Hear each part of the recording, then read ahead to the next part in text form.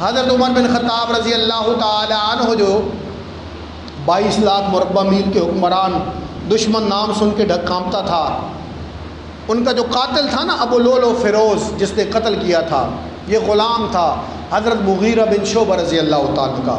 یہ ایک دن شکایت لے کر آیا کہ میرا مالک مجھے کم مزدوری دیتا ہے۔ آپ نے پوچھا کتنی ہے؟ اس نے کہا اتنے درہم دیتا ہے۔ آپ نے فرمایا اتنی ہے، کافی ہے تمہارے لیے۔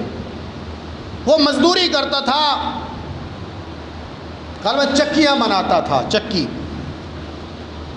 تو حضرت عمر نے کہا کہ مجھے بھی ایک اچھی چکی بنا دو۔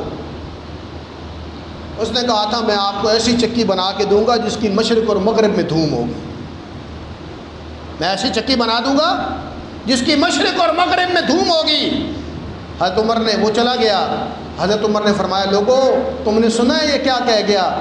فرمایا نہیں، وہ تو کہہ گیا تھا کہ اچھی چکی بناؤں گا جس کی دنیا بھر میں شہرت ہوگی۔ فرمایا یہ مجھے قتل کی دھمکی دے کر گیا ہے۔